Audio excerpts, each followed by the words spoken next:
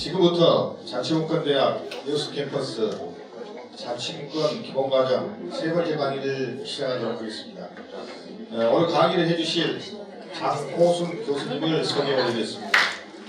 교수님께서는 경희대학교 영문학과, 미국 노스캐롤라이나 대학 언론학과를 졸업하시고 순천향대 사회과학대학 학장, 충청 언론학회장, 한국지역언론학회장, 지역신문발전위원회 위원, 언론중재위원회 위원으로 활동하셨으며 현재는 충남미디어발전위원회 위원장, 순천향대 신문방송학과 교수, 그리고 자치문권대학 교수를 역임하고 계십니다. 오늘 자치, 문권, 언론이라는 주제로 열띤 강의를 해주실 저널리즘 전문가 장호순 교수님을 뜨거운 박수로 환영해 주시면 고맙겠습니다. 제가 이제 오늘 다룰 주제는 언론에 관한 겁니다. 많은 분들이 자치분권과 언론이 무슨 관계인가? 무슨 관계가 있을 것 같아요? 지금 오늘 오신 분들은 뭐 주민자치위원들이신가요? 네. 그래서 제가 오늘 강의하는 주제는 자치와 분권이라는 것은 우리가 이제 뭐 정치권이 주도해서 정부가 그래서 법을 만들어서 그래서 법 가지고는 안 돼서 헌법까지 고쳐가면서 자치분권을 하겠다고 하는데 될 것 같습니까? 안 될 것 같습니까? 될 것 같다고 하는 사람들은 제 생각에는 많지 않아요. 해야 된다라고는 다들 얘기하지만 안 될 것 같다고 그래요. 그럼 왜 안 될 것 같은지를 생각을 해봐야 된다라는 겁니다.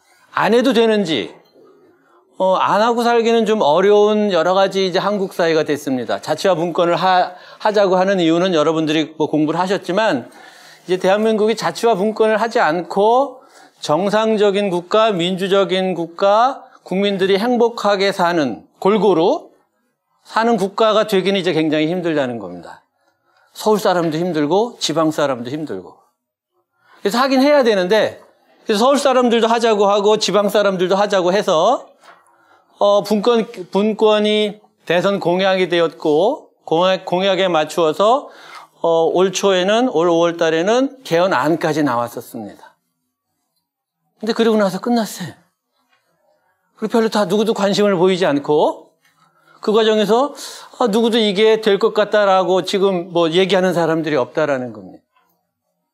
왜 그러냐라는 거죠. 저는 그 여러 가지 원인 중에 하나를 언론에 있다고 봅니다.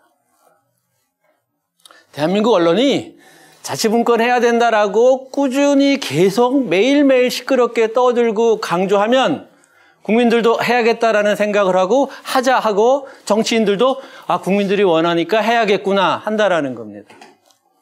근데 대한민국 언론에서 관심을 갖지 않고 기사로 다루지 않고 9시 뉴스나 8시 뉴스 할 때 다루지 않고 그냥 넘어가면 있는지도 모르고 누가 하는지도 모르고 그럼 정치인들은 그걸 해야 할 이유를 느끼지 못한다라는 겁니다. 왜? 정치인들은 자치와 분권 되는 걸 탐탁치 않게 생각합니다. 특히 분권은 더욱더 원하지 않습니다.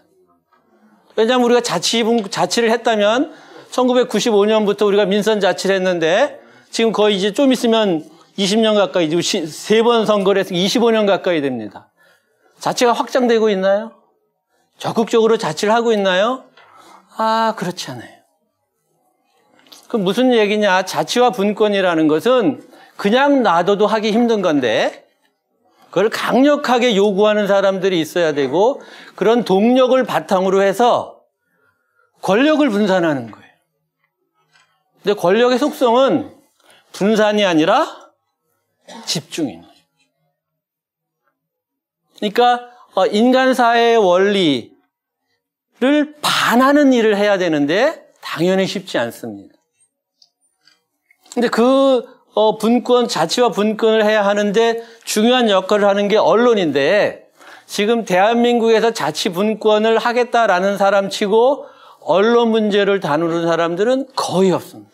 그리고 언론에서조차도 자치와 분권은 관심이 없습니다.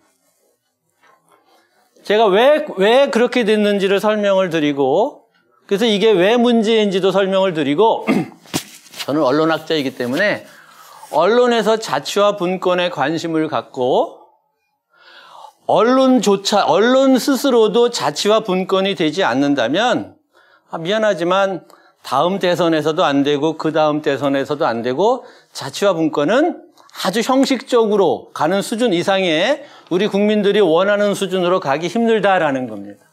그런 전제를 가지고 오늘 제가 그 강의를 하도록 하겠습니다. 지금 대한민국 사회에는 우리 그 지방을 두는 시각으로, 지방에 대한 시각으로 두 가지 시각으로 지금 제가 구분해서 사례를 찾았습니다. 자, 하나는 대한민국의 희망은 지방에 있다라는 긍정적인 전망과 또 하나는 지방은 중앙의 식민지다라는 부정적인 전망이 동시에 있다라는 겁니다. 여러분들은 둘 중에 하나를 선택하라고 하면 어떤 게 더 맞는 것 같아요? 지방은 식민지다 맞다고 생각하는 사람 손 들어보세요. 아니면 대한민국의 희망은 지방에 있다.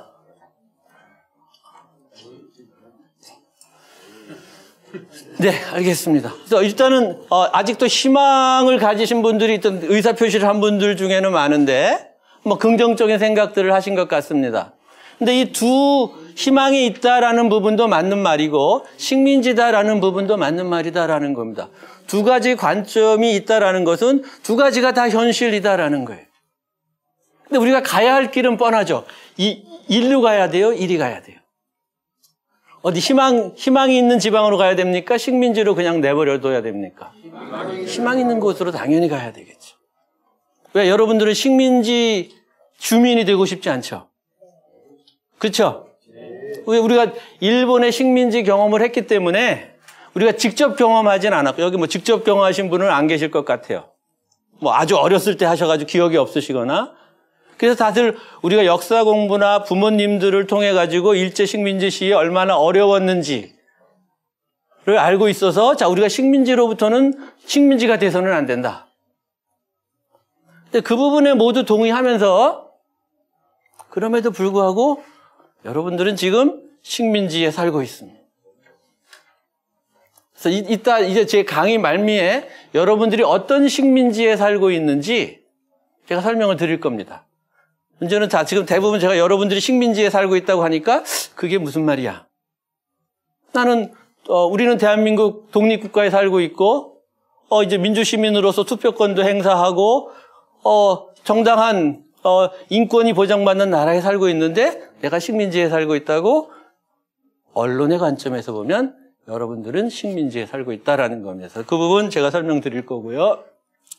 그래서 우리가 자치와 분권, 제가 이 7가지 방식으로 제가 순서대로,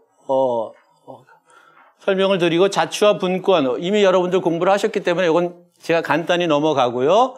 그래서 제가 보는 자치와 분권의 접근 방법은 우리 대한민국 사람들의 이제 거주 형태, 어떻게 달라졌는지, 그래서 그걸 토대로 주민자치가 지금 어떻게 되고 있는지, 주민자치가 안 된다면 왜 안 되고 있는지 이런 부분들에 대해서 제가 설명드리도록 하겠습니다. 이게 이번 5월 달에 나온 지방분권 개헌안입니다. 그래서 아예 헌법 조항에 대한민국은 지방분권 국가다라는 걸 만들겠다는 거예요. 그래서 지방 사람들이라고 천대하거나 천시하거나 무시하거나 소외하지 않고 아예 헌법에 지방에 살고 있는 사람들이 권한을 분전받는 그런 국가다라는 조항을 만들겠다라고 한 겁니다. 자, 그래서 그 당시 이게 나왔을 때, 우리 여론조사를 했더니 국민들의 68% 거의 70% 정도가 찬성 의사를 보였습니다. 대한민국에서 여러 가지 정치적 현안 중에서 70% 가까운 찬성을 얻는 게 쉽지 않습니다. 자, 그래서 우리가 지금 지방자치라는 것은 지금 국민들이 대부분 동의하는 것이고 자치와 분권에 대해서 거의 커다란 이의가 없다라는 겁니다. 그리고 특히 이 지방자치라는 것은 여러분들 역사 공부를 아직 안 하셨다니까 잠깐 설명을 드리면 지방자치는 전혀 어떤 새로운 생소한 서구 민주주의의 산물이 아니라 우리 이 땅 한반도에서 과거 봉건 왕조 시대 때부터 이미 존재해 왔던 국가의 운영 방식이다라는 겁니다. 이게 생소한 게 아니에요. 근데 우리는 안 해봐서 굉장히 생소한데 이게 굉장히 우리 한국, 우리 조선 한민족의 역사에 뿌리 박힌 방식인데 이게 한 100년 동안 하지 못했어요. 왜 하지 못했느냐? 일제 식민지를 거치고 군사 독재를 거치면서 그 전통을 앗아간 겁니다.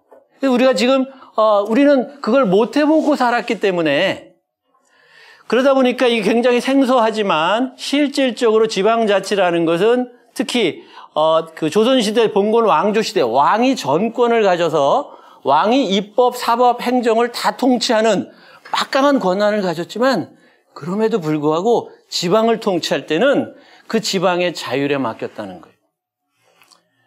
그래서 예를 들면 그래서 조선은 중앙 집권 체제이기 때문에 과거를 통해서 관리를 뽑고 그 관리를 중앙에서 지방에 파견합니다. 우리가 흔히 수령이라고 하죠.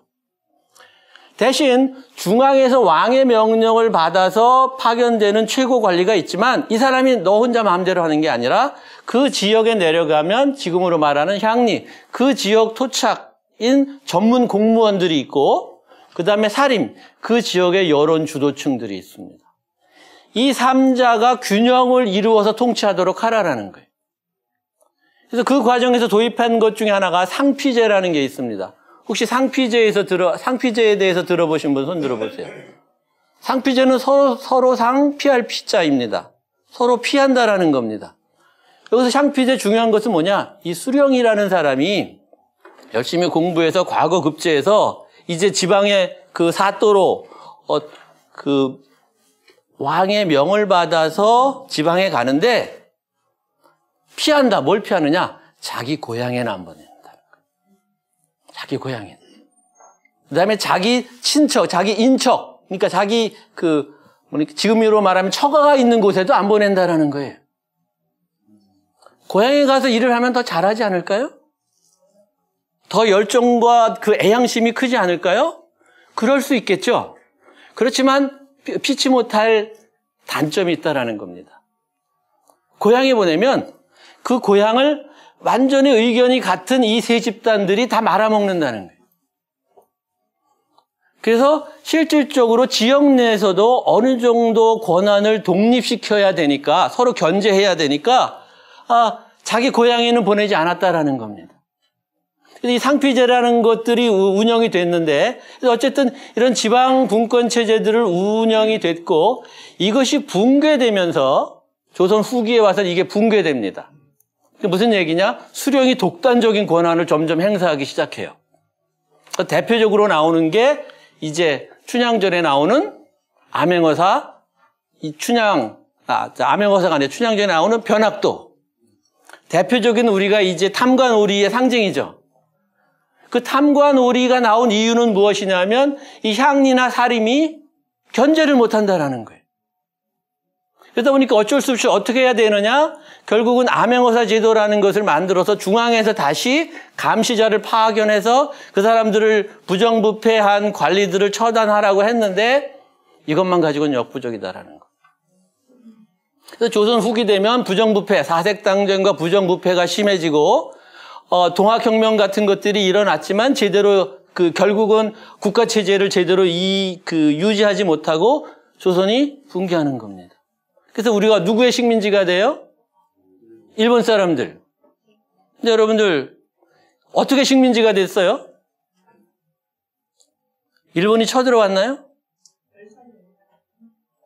일본군이 쳐들어왔어요. 그래서 전쟁을 해가지고 져서 식민지가 됐나요?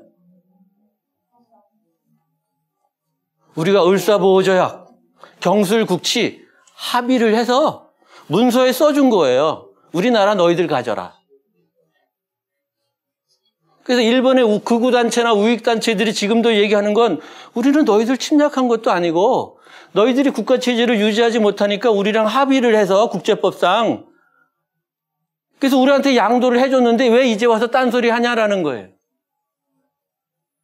그러면 왜 국가를 스스로 운영하지도 못할 정도로 갔느냐? 여러 가지 이유가 있지만 이제 많은 역사학자들은 결국 지방이 부패했기 때문에 지방이 부패하니까 지방이 기능을 상실하니까 결국은 국가가 기능을 상실한다.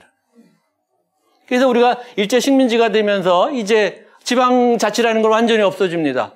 서울에 있는 지금은 없어졌죠. 과거에는 중앙청이라는 게 있어서 그 조선총독부가 있던 자리에서 조선총독 한 명이 전국을 다 통치하는 이런 방식으로 운영했다라는 겁니다. 자, 그래서 실질적으로 이제 그런 방식이 군사 독재 정권 시절에도 계속 유지되고 마침내 우리가 이제 그 지방자치라는 이 개념, 민주적인 제도를 되찾아야 되겠다라고 한 것이 우리가 1987년 6월 항쟁 이후로 이제 한국이 다시 민주주의 국가가 되면서부터 결국은 이제 다시 지방자치가 도입되기 시작합니다. 근데 우리가 일제 식민지, 1910년에 일제 식민지가 되고 1987년에 우리가 민주항쟁을 하면서 거의 77년의 기간 동안 사실상 지방자치라는 게 없었어요. 중간에 조금 있긴 있었지만 무의미했어요. 그 얘기는 무슨 얘기냐? 1987년 당시 살아있는 대부분의 사람들은 지방자치가 뭔지 몰랐어요. 그리고 잠깐 이승만 정권 시절에 잠깐 했는데 별 효력도 없어서 별 신뢰가 가지 않았어요.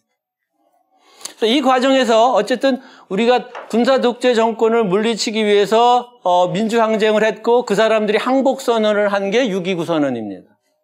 그래서 이제 이런 국민들이 원하는 이런 민주적인 조치를 해주겠다. 그래서 지금 이게 핵심적인 7개 조항인데요. 여러분들 보세요. 그래서 대통령 직선제. 그전에는 직선을 안 하고 어떻게 했나요? 어디서 대통령을 뽑았어요? 체육관에서 뽑았죠. 예. 그래서 여러분들은 다 기억하십니다. 근데 제가 학생들에게 체육관에서 대통령을 뽑았다라고 하면 고개를 갸우뚱합니다. 어떻게? 어느 체육관? 장충체육관. 그럼 장충체육관이 어디인가요? 자, 그래서 그 다음에 이제 직선제를 하고 선거법을 개정을 해서 공정한 선거 경쟁을 하고 그 대표적인 이제 야당 탄압 인사인 김대중 등 시국사범들을 사면 석방하고 그 다음에 이제 헌법상으로 기본적인 인권 보장해주고 언론 자유 보장해주고 정당 자유 보장해주고 그래서 이 7가지는 그 당시 국민들이 간절히 원했던 것들이고 이후에 지금 국민들이 보는 각도에 따라서 다를 수는 있겠지만 실질적으로 대한민국에서 기본적인 인권이나 공정하고 합법 투명한 선거나 그다음에 언론 자유나 정당 활동 자유 이런 것들 보장됩니다. 그런 것들 때문에 감옥에 가는 사람들 없고 그런 게 두려워서 제대로 말 못하고 정당 활동 못하는 사람들 없어졌다라는 거죠.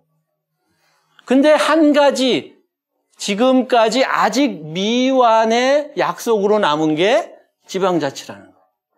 왜 그러느냐? 그 당시에 아직도 대한민국 사람들은 지방자치에 대한 그런 필요성이나 그런 효율성에 대해서 확신이 없기 때문에.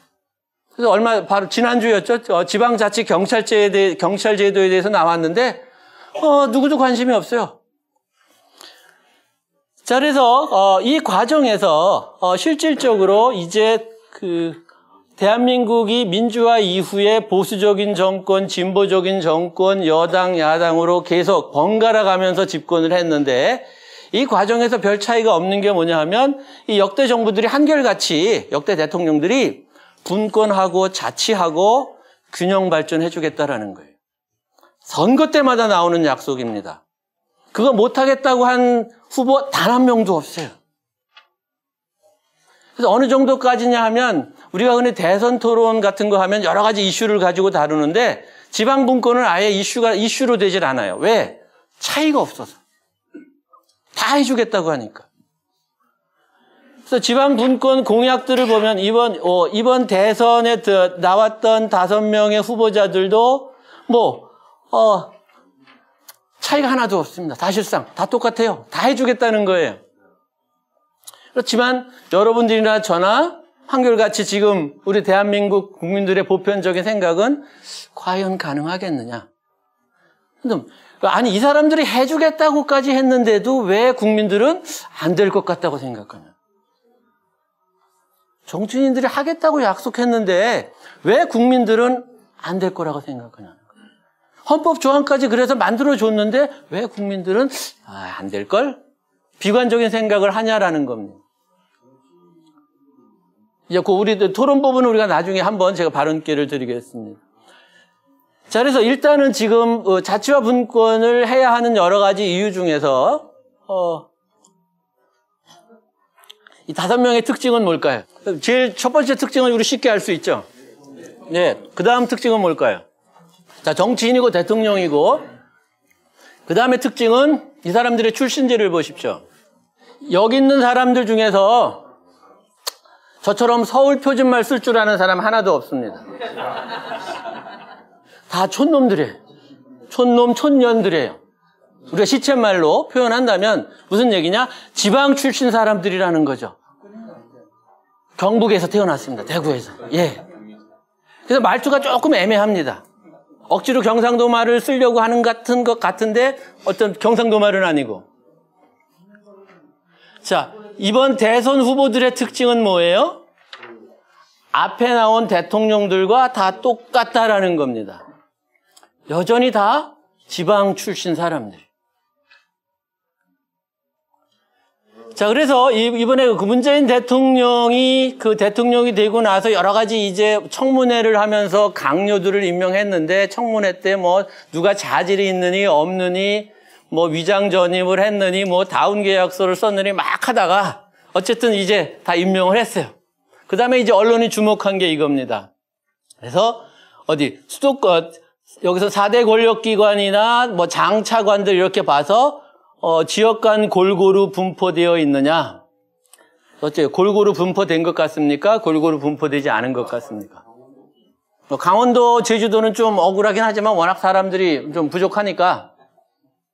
자, 그래서 좀 골고루 국민적인 정서는 지역 출신들을 골고루 장관에 배치해야 된다는 겁니다. 맞습니까? 안 맞습니까? 안 맞습니다. 지역 출신들을 골고루, 자, 보세요. 지역 출신 인사들을 골고루 중앙정부의 중요한 기관에 배치한다라는 게 왜 안 맞냐라는 거예요. 이거 맞추는 분들에게 제가 뭘 드릴 수 있을까요? 싸움만 하겠습니다. 지역이 아닌 능력을 보고. 지역이 아닌 능력 아닙니다. 일단. 제가 다시 한번 지역 출신 인사들을 골고루 장관으로 배치하는 게 제가 여기서 잘못됐다라고 여러분들 다 그렇게 해야 된다라고 하는데 저는 아닙니다라고 얘기하고 있는 거예요. 네? 네. 지역이 부패가 되니까. 지역이 부패가 되니까 아닙니다. 대통령이 지역밖에 모르니까. 그러니까 여러분들은 죽었다 깨어나도 그 생각을 뒤집지 못한다라는 겁니다. 죄송합니다. 제가 무시하는 듯이 발언을 해서. 왜냐하면 우리 사고방식이 그렇게 되어 있기 때문에. 그래서 지역 출신 인사는 어떻게 해야 돼요? 편향적으로 배치해야 됩니까? 편향적으로 뽑아야 됩니까? 골고루 해야 됩니까? 그렇죠. 골고루 하는 건 맞아요. 근데 여러분들은 골고루, 지역의 골고루에만 관심이 있어요. 왜 여수에 살고 있는 사람은 장관을 하면 안 돼요? 그럼 여기 있는 여기 장차관 하는 사람들이나 4대 권력기관에 있는 사람들이 어디 사는 사람일까요? 서울. 그럼 서울 사람들이 자기가 살고 있는 지역을 위해서 더 열심히 일할까요? 자기가 태어난 고향을 위해서 더 열심히 일할까요? 당연하겠죠? 아니, 다음 표를 위해서 많이 하죠. 뭐 표도 맞습니다. 예, 국회의원이라면 여기선 장차관들입니다. 자, 우리가 생각해 보십시오. 여러분들 지금 제가 여수뿐이지만 여수가 고향이 아닌 분들도 있으실 거고 뭐 다양할 겁니다. 자기가 살고 있는 것보다 자기 고향을 위해서 더 열심히 일하는 사람이 얼마나 있어요? 없어요. 예. 우리가 상식적으로 이해하기 힘든 겁니다. 물론 정말 애양심이 뛰어나서 여수 시민보다 더 열심히 여수를 위해서 일하고 있는 저 광주나 뭐 대구에 사는 사람들이 있을지 모르지만 그건 예외적인 것이고 우리가 보편적으로 상식적으로 이해한다면 특히 이런 관료들이나 정치인들은 아까 말씀 표는 있지만 정작 그 사람들의 관심은 나의 고향이 아니라 내가 살고 내 가족이 살고 내 처자들이 사는 곳에 더 관심을 갖기 마련이다라는. 그러면 대한민국 장차관들은 출신 지역 다 서울 중에서도 강남 중에서도 몇 개의 수십억 하는 아파트 사는데 사는 그러한 사람들을 장차관으로 뽑아놓고 그 사람 고향을 골고루 만들어야 된다. 이게 무슨 의미가 있냐는 거예요. 근데 그걸 누가 문제 제기했냐는 거예요. 그래서 이 사람들은 계속 이건 정권이 바뀔 때마다 항상 나오는 겁니다. 얼마나 장차관들을 지역 골고루 분포시켰느냐. 고향을. 중요한 건 고향이 아니라 물론 고향도 골고루면 좋겠지만 더 중요한 건 살고 있는 곳을 골고루 해야 된다. 왜 여수 사람은 순천 사람은 강원도 사람은 거기에 살고 있는 사람은 장관을 못해요? 왜 장관들 관사라는 게 있어요? 그럼 그 장관 할 동안만 거기 가서 살고 고향으로 돌아가면 돼요. 자기 사는 곳으로. 근데 지금 대한민국은 우리가 계속 한국인들이 주입받은 것은 출신지를 골고루 해야 된다라는 거지 살고 있는 곳을 골고루 해야 된다라고 하지 않는다라는 겁니다. 자, 그래서 실질적으로 그렇게 된 것은 뭐 여러 가지 이유가 있는데 근데 제 생각에 이제 한 10년, 20년 지나면 정말 힘들 거예요. 왜? 출신지 골고루 장관들 뽑기가. 왜? 30, 40대들은 지금 대부분이 30, 40대 엘리트들은 거의 다 수도권에서 태어났어요. 그래서 아마 그럼 부모의 고향을 가지고 뭐 출신지를 따질지 모르겠지만 그건 이제 힘들어졌다라는 거죠. 그래서 우리가 왜 고향을 중시하는 세대이냐? 지금 살고 있는 것보다 이 사람이 제가 지금 살고 있는 것보다 너의 고향이 어디냐를 따지는 이유가 있습니다. 정서가 있고 그 부분을 이해한다면 우리가 왜 지방자치를 뭐가 문제인지 이해하시게 됩니다. 자, 그래서 우리가 지금 제가 지난 식민지가 되고 나서부터 87년까지 한 80년 동안 대한민국은 지방자치를 하지 못했다고 했는데요. 이 시기는 또 어떤 시기냐 하면 한민족의 역사상 유례가 없는 이주의 시대였습니다. 사람들이 사는 곳을 계속 바꿨어요. 자, 그래서 그 바꾼 것은 보면 식민지가 되면서 결국 먹고 살기 힘들어져서 뭐 하와이나 미국이나 지금 저 조선족들이 살고 있는 연길이나 만주로 가는 사람들도 있었고, 그 다음에 이제 일제시대 전쟁이 나면서부터 피난을 가느라고 또 사람들이 움직였고요. 그 다음에 60년대, 70년대는 이제 산업화가 일어나면서 수도권이나 대도시 위주로 일자리들이 생기면서 그쪽으로. 그래서 여러분들 주변에 있는 친구들, 여러분들 어릴 적 친구들, 지금 여러분들 주변에 있는 친구들보다 타지에 나가 있는 친구들이 훨씬 많을 겁니다. 왜? 우리 세대는 그렇게 다 이주한 세대였기 때문에. 그래서 이주의 시대를 살았습니다. 그래서 심지어는 어떤 말까지 있었냐면 무작정 상경이다. 그래서 무작정 상경이라는 말 처음 들어보신 분 손 들어보세요.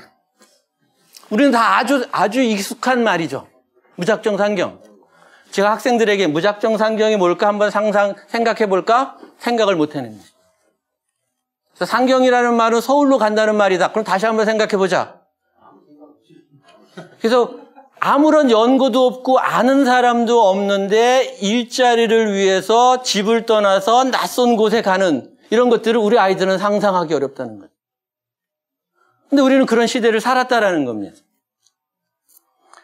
자, 그러다 보니까 실질적으로 대한민국 정서에 그러니까 지난 70년 동안 거의 모든 사람들이 자기가 태어난 곳, 또 어린 시절을 부모와 함께 보냈던 곳을 버리고 생존하기 위해서 좀 더 일자리가 있는 곳으로 대부분 이동했다라는 거예요. 많은 대부분의 사람들이. 그러다 보니까 이 시대를 산 사람들이 갖고 있는 공통적인 정서 중에 하나가 뭐냐면 고향에 대한 그리움입니다. 고향에 대한.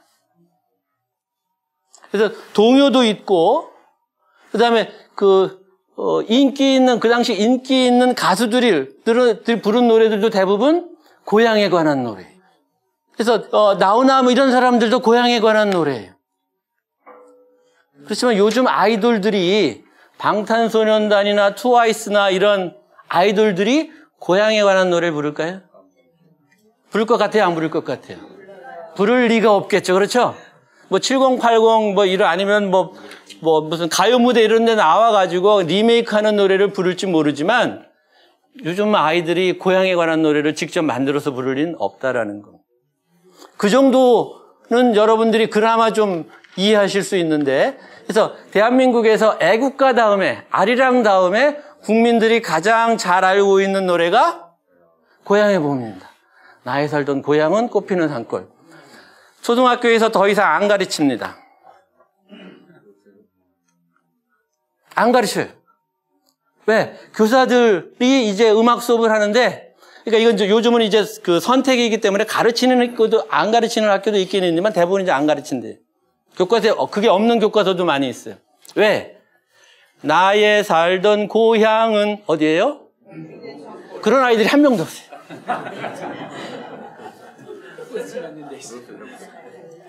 요즘 아이들 정서와 너무 안 맞는다는 거예요. 다른 노래를 가르쳐야 된다라는 거예요. 왜? 나의 살던 고향은 주공아파트. 이제 주공아파트도 다 없어졌죠? 이제는 고층아파트가 돼요. 그러니까 무슨 얘기냐면 세상이 달라졌다라는 겁니다. 자, 그래서 21세기는 그럼 어떤 시대가 됐느냐? 이제 고향을 그리워하거나 고향에 내려가는 시대도 아니라는 거예요. 그래서 추석이나 설 연휴 되면 KTX 타고 고향 가는 젊은이들이 많을까요? 해외여행 가는 젊은이들이 많아요. 그러면 고향을 가지 않는 젊은이들은 조상도 모르는 후레 자식들인가요? 나쁜 놈들이죠. 물론 고향이 있다면 그렇겠죠. 제가 지금 올해 나이 환갑인데요. 60살이에요. 그래서 제 친구들이 이제 60세가 돼가지고 대부분 정년퇴직을 했습니다. 저는 서울에서 학교를 다녔고 고등학교 친구들이 다 전국 각지에서 왔어요. 근데 이 친구들 먼저 정년퇴직을 해서 자주 만나서 생활에 대한 얘기를 하는데 고향에 안 간다는 거예요. 명절에도. 첫 번째, 부모님들이 다 돌아가셨어요. 빈집만 있거나 가면 이제 먼 친척들이 있는데 대면하고 그 명절 때나 가끔 보고 하는데 이제 부모님 돌아가고 가시니까 안 가게 된다. 또 하나는 이제 자녀들을 출가시켰는데 그 자녀들이 다 내 집 근처에 살고 있다. 근데 고향을 왜 가냐는 거예요. 그 무슨 얘기냐면 이제 대한민국 사람들은 선진국 모델, 정상적인 국가 모델에 이제 들어섰다라는 겁니다. 무슨 얘기냐면 여기 계신 분들 중에서 여수를 떠나서 다른 데 가서 살려고 하시는 분들 별로 없을 거예요. 여기서 저쪽에 웅천이나 소호나 이쪽에 새로 짓는 아파트 단지 쪽으로 가실지는 몰라도 여수를 벗어나서 광양, 순천, 광주 애들은 갈지 모르지만 이제 아니라는 거죠. 무슨 얘기냐? 이제 대한민국 사람들은 정착의 시대에 왔다. 내가 태어난 곳에서 행복하게 살다 죽는 우리 조상의 모델로 다시 돌아가는 거예요. 근데 지금 우리가 실제 살았던 경험은 고향을 떠나서 계속 객지에 나가서 살아왔고 그런 사람들이 주변에 많으니까 그런 방식이 계속 될 것이라고 생각하는데 끝났다라는 거예요. 안 돼요. 여수에서 KTX 타고 서울 가가지고 무작정 상경해서 할 수 있는 게 별로 없어요. 자, 그래서 실질적으로 그러다 보니까 이제 해야 되는 게 무엇이냐?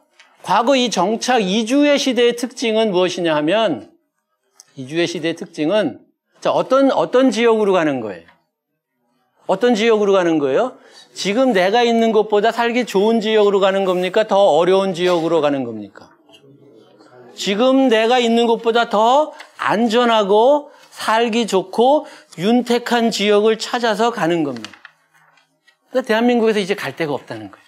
그러니까 어떻게 해야 돼요? 지금 살고 있는 곳을 살기 좋고 윤택하고 행복하고 안전한 곳으로 만들라는 거예요. 이게 주민자치를 하자라는 거예요.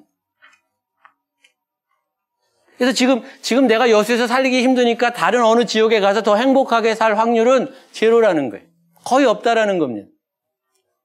그래서 인간은 원래 타지나 객지에 나가면 훨씬 더 경쟁력이 떨어집니다. 여러분들 나이 또래면 아마 해외여행 한번 가보세요. 어떻게 해야 돼요? 가이드 졸졸졸졸 따라다녀야 돼요. 가이드만 놓쳐도 뭘 할 게 없어요. 밥 한 끼도 제대로 사 먹지도 못하고 어디가 어딘지도 모르고 말도 안 통하고. 그래서 이제 한국에 돌아오면 편안하고, 그러다가 이제 여수에 돌아오면 정말 좋고. 이게 누구나 다 느끼는 공통적인 현상이다라는 겁니다. 자, 그래서 실질적으로 인간이 좀 더 행복하고 안전하고 윤택하게 살고 싶어 하는 욕구는 누구나 다 가지고 있는 것이고, 근데 그것을 다른 지역에서 찾지 말고 지금 당신들이 살고 있는 지역에서 찾아라. 한국 같은 경우에 과거에는 수도권이나 대도시로 사람들이 몰렸었는데 이제는 그럴 수 없다라는 거예요. 왜? 수도권이 너무 비대해져서. 사람들이 너무 많이 오면 올수록 이제 힘들어진다라는 거예요. 자, 여수에도 지금 관광객들이 갑자기 많이 오니까 주민들이 아이고 살기 힘들다. 관광객 좀 숫자를 줄이자. 처음에 올 때는 아이고 외지에서 손님들도 오고 경제도 부흥하고 좋을 것 같다라고 했는데 좀 더 많이 오니까 주말에 차도 엄청나게 밀리고 물가도 올라가고 살기 힘들다는 거예요. 다 마찬가지라는 겁니다. 자, 그래서 이 주민자치라는 것은 결국 지역 주민들이 스스로 자기 지역을 살기 좋은 지역으로 만들라는 거예요. 근데 지금까지 대한민국 사람들은 그런 주민자치 또는 지방자치라는 것을 행정기관만 하는 거다. 즉 지방정부, 여수시청에서만 다 알아서 하면 된다. 근데 실질적으로 어느 지역사회가 순기능을 하고 제대로 움직이려면 관료나 정부도 중요하지만 그 외에 다른 여러 가지 조건들이 있어야 돼.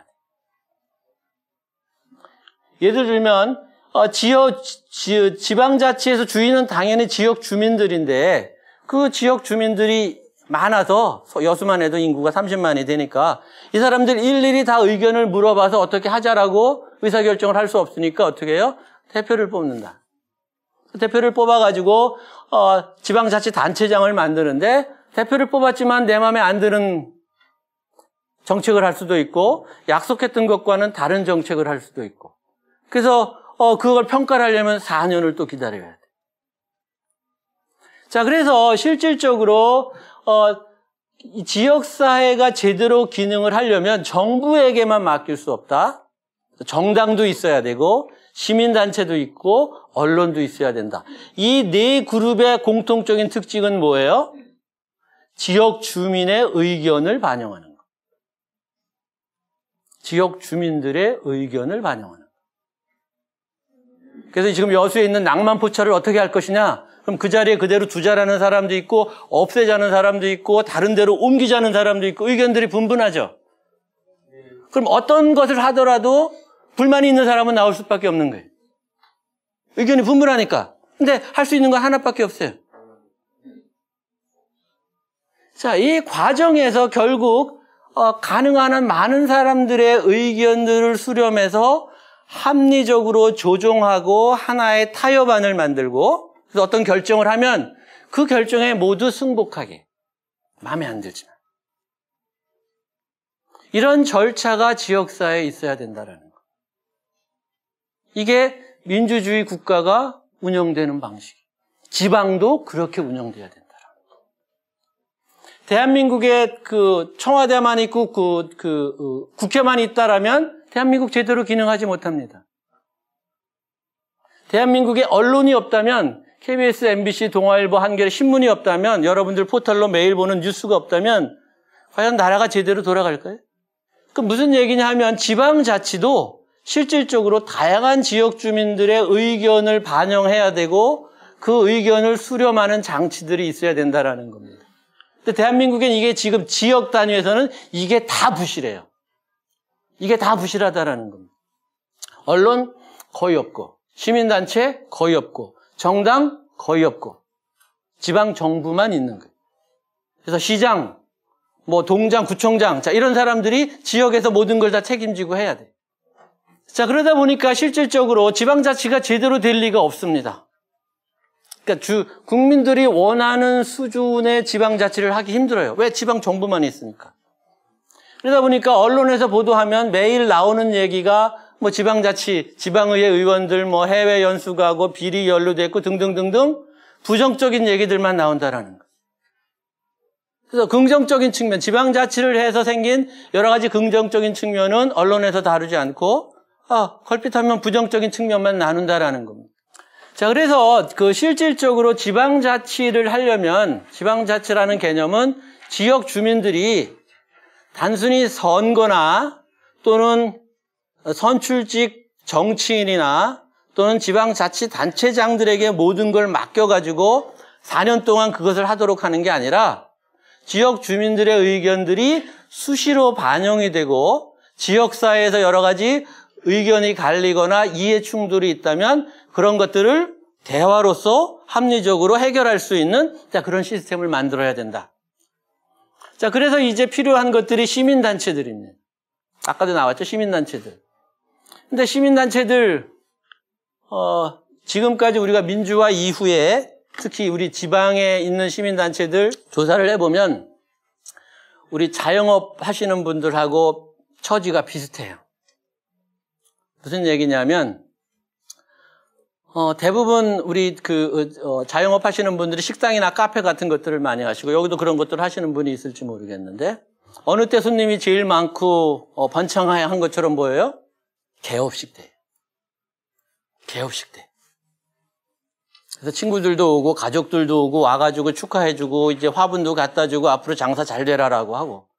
그래서 개업식 하는 날만큼 장사만 되면 걱정이 하나도 없어요. 문제는 개업식 끝나고요. 나와 아무런 연고가 없는 사람들이, 나를 도와줄 의향이 없는 사람들이 순수하게 경제적인 동기로 나의 카페에 와서, 나의 식당에 와서, 나의 업체에 와가지고 물건을 사느냐, 나는. 그렇게 되면 좋겠는데 그렇지 않다라는 거예요. 그러니까 자영업들이 지금 다 어렵다라는 겁니다. 시민단체도 마찬가지라는 거예요. 처음에 창립하고 창단하고 했을 때는 아주 거창하게 해요. 넓은 장소를 빌려가지고 단체 사진도 찍고 등등등등 하는데 한두 달 있다 보면 없어져요. 없어요. 운영이 안 된다라는 겁니다. 왜냐하면 실질적으로 특히 이런 사람들이 한결같이 얘기하는 게 참여, 주민들이 참여. 그래서 여러분들은 그나마 제가 알기로는 주민자치위원들이시니까 모범적이신 분들이에요. 지역에 관심이 있고 참여할 의지가 있고 시간도 내고 관심도 보여주고. 여러분들 친구들이 다 그렇지 않죠? 여러분 주변 사람들이 다 그렇지 않다라는 겁니다. 제가 보기에 여러분들은 예외적인 분들이에요. 실질적으로 대부분의 사람들은 이 참여를 하지 않는다라는 관심이 없어요. 심지어 어느 정도냐 하면 가장 기초적인 참여인 투표도 안 해요. 우리 지방선거 하면 한 60%. 지방선거 하기 전에 설문조사를 해가지고 당신들 투표할 의향이 있습니까? 물어보면 한 80% 나와요. 근데 실제 투표율을 보면 거의 예외 없이 한 60%. 아주 관심이 없으면 한 50% 이하로도 떨어져요. 특히 지방선거는 더욱더, 지방선거나 보궐선거는 더욱더 낮죠. 참여를 안 한다라는 겁니다. 그럼 왜 참여를 안 하느냐? 여수시민들이 왜 여수시에서 일어나는 일에 참여를 안 하느냐? 여러 가지 이유가 있지만 우리가 참여라는 것의 기본적인 개념을 제대로 이해하면 여수시민들이 참여를 안 하는 게 당연할 수밖에 없다는 거예요. 자, 그래서 지금 참여라는 것은 무엇이냐? 어떤 행동이라는 겁니다. 그래서 우리가 지난 2년 전에 대한민국 사회가 격변의 사회를 겪으면서 이제 두 집단들이, 하나는 태극기 부대, 하나는 촛불 집회 부대들이 이제 각각 서로 다른 의견을 가지고 참여, 시위를 벌인 거죠. 단순히 텔레비전 보거나 신문 보거나 하는 게 아니라 시간을 내서 몸을 움직여서 어디에 가서 자신들의 의지를 표현했어요. 이게 정치적인 행동을 하는 겁니다. 근데 이런 행동은 반드시 요 단계를 거쳐야 됩니다. 이 단계가 하나라도 없으면 절대 못해요. 그래서 우리가 무조건 사람들에게 왜 참여를 안 하느냐, 참여하라라고 독려할 게 아니라 이 단계를 잘 차근차근 이행해 나가야 된다라는 겁니다. 여러분들이 담당하시는 지역 내에서 지역 주민들과 어떤 참여적인 행동이나 어떤 행사를 한다고 한다면 이런 단계를 반드시 거쳐야 된다라는 겁니다. 이런 단계가 거치지 않으면 안 된다는 거예요. 첫 번째는 무엇이냐? 정보 습득. 예를 들면 아주 쉽게 여러분들이 오늘 장호순 교수의 3시 강의를 들으러 오신 것들도 하나의 참여한 행동입니다. 근데 여러분들이 이 강의를 들으러 이 강의에 오신 이유는 일단은 오늘 며칠 11월 22일인가요? 2018년 11월 22일 오후 3시부터 5시까지 어떤 주제로 어떤 사람들이 와서 강의를 한다라는 정보를 얻었기 때문에. 그래서 제 친한 친구, 여수에 사는 제 친한 친구는 그 정보가 없었기 때문에 10년 만에 친구가 여수에 왔지만 이 자리에 없어요. 정보가 있었다면 아마 왔을 거예요. 그래서 일단은 기본적으로 정보를 줘야 된다라는 겁니다. 어떤 행동을 하려면. 그 다음에 그 정보만 그치는 게 아니라 똑같은 정보라도 하더라도 그 사람들이 관심이 있느냐. 오늘 강의에 대해서 홈페이지도 나가고 이메일도 나가고 광고지도 나가고 플랜카드도 붙이고 했지만 관심을 보이는 사람도 있고 그래 그런 거 해? 그렇지만 난 관심 없어. 여러분들 길거리 지나가다가 누가 광고지 이렇게 주면 내가 지금 집을 사야 된다고 하면 그 광고지를 열심히 보지만 나는 이미 집을 샀거나 나는 집을 살 형편이 아니라면 받지도 않고 버리는 거예요. 관심을 끌어야 된다라는 겁니다. 이런 관심 다음에는 어떤 걸 가져야 그래? 그러면 공감이나 반대. 적극적으로 거기에 대해서 찬성하거나 반대하는 감정을 이끌어내야 된다. 그래서 이 촛불 집회나 태극기 집회에 온 사람들은 정보를 알고 거기에 대해서 관심을 갖고 이것을 특별히 지지했거나 무엇에 대해서 특별히 반대했기 때문에 결국은 그 추운데 시간을 내서 누가 돈 주는 것도 아닌데 누가 칭찬하는 것도 아닌데 시간을 내서 그런 행동을 한다라는 겁니다. 이거는 인간 행동의 가장 기본적인 패턴, 조건 단계예요. 모든 행동에 적용이 됩니다. 그래서 우리가 정보 없이 아주 예외적으로 본능적으로 하는 행동이 아닌 이상 인간이 어떤 참여라는 행동을 할 때 적용되는 기준이다라는 겁니다. 자, 그래서 이 단계가 제대로 되지 않으면 실질적으로 이 행동이라는 건 있을 수 없게 되는데 우리가 지금 지역사회에서 주민자치, 자치 참여, 이런 부분들에 대해서 우리가 많은 사람들이 공감하고 참여하지 못하는, 즉 지방 분권에 대해서는 다들 공감한다고 하면서 거기 지역사회에서 일어나는 여러 가지 일에 무관심하거나 참여하지 못하는 이유는 일단 기본적으로 정보가 없기 때문에. 정보가 없고. 무슨 소리냐? 여러분들 하실 거예요. 여러분들 맨날 정보의 홍수 속에서 사시죠. 인터넷에 들어가면 어마어마하게 많은 게 있고. 그렇지만 정작 우리가 주민자치에 필요한 정보는 뭘까요? 자, 우리가 이것만 하고 이제 10분간 쉬도록 하겠습니다. 여수 시민들이 여수시의 자치와 분권, 주민자치에 참여하게 하려면 무엇에 관한 정보가 있어야 될까요? 무엇에 관한 정보가 있어야 돼요? 여수에 관한 정보가 있어요. 여수에 관해서. 여러분들, 제가 아까 여러분들 식민지 시대에 산다고 그랬죠? 왜 그렇게 하느냐? 여러분들 오늘 오늘 뉴스, 핸드폰으로 뉴스 체크 안 하신 분 손 들어보세요. 핸드폰으로 뉴스 체크 안 하신 분. 2분, 3분. 그럼 뭘로 뉴스를 보시나요? 텔레비전 뉴스 보신 분. 텔레비전, 신문 등등 보죠? 네. 여러분들이 오늘 본 뉴스 중에서 여수에 관한 뉴스는 얼마나 있나요? 예, 여수 MBC 아침 뉴스하고, 그래서 여수는 복받은 곳입니다. MBC도 있고. 근데 미안하지만 보는 사람들이 별로 많지. 그럼 무슨 얘기냐? 여러분들이 매일매일 같이 끊임없이 얻는 정보들 많긴 한데 정작 내가 살고 있는 여수에 관한 정보는 별로 없다. 그리고 대다수 여러분들이 여수에 관한 정보를 얻는 방식이 어디서 얻느냐? 오늘같이 이 자리에 와가지고 주변 사람들로 봤다. 어디서 무슨 일이 일어났대. 왜? 이거는 저희가 샘플링 여론조사를 해서 다 전국적으로 거의 공통적으로 나타나는 겁니다. 자기 지역에 관한 뉴스, 정보를 누구로부터 제일 많이 얻느냐? 주변 사람들로부터.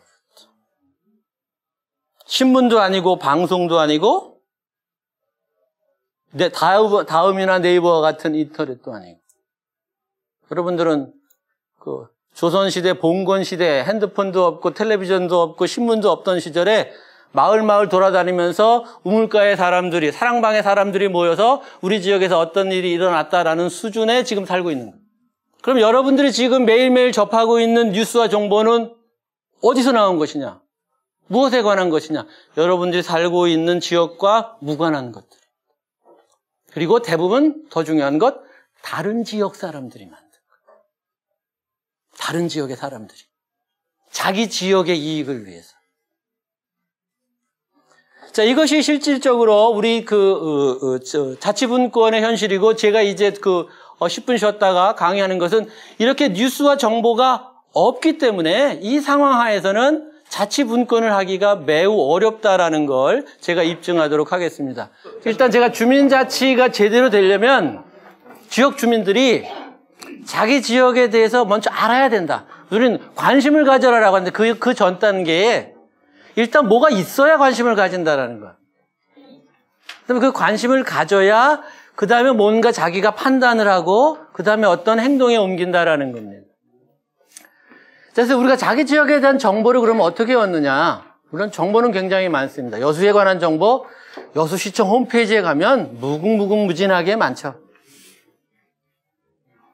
근데 보통 사람들이, 여수 시민들이 여수시청에 들어가서 홈페이지에 들어가서 오늘 여수에 어떤 일들이 일어났는지 꼬박꼬박 꼼꼼하게 챙길 만한 여유를 가진 한간 사람들은 없다라는 겁니다. 대한민국 사람들이 하루 평균 신문을 읽는 시간이 얼마나 되는지 아세요? 5분. 10분 밑으로 떨어졌어요. 끊임없이 핸드폰을 들고 뭔가를 하고 있지만 거기에서는 카톡도 해야 되고 네이버도 해야 되고 라인도 해야 되고 문자도 보내야 되고 은행도 체크해야 되고 너무너무나 동영상도 봐야 되고 할 게 많은데 정작 그 뉴스에 관한 것들을 얻는 건 5분도 채하려 하지 않는다라는 거예요. 그래서 여러분들 아직도 그런 분이 계시리라 제가 생각되지만 과거에는 신문을 집집마다 배달했었습니다. 과거에는. 지금 집에서 신문 배달 받아보시는 분 손 들어보세요. 3분, 4분 정도. 네. 한때 1990년대 후반, 그러니까 한 20년도 채 안 된 시절에 우리가 흔히 말하는 조중동 이런 얘기를 하면서 이제 그던 시절에 대한민국 가구의 70%가 신문을 구독했어요.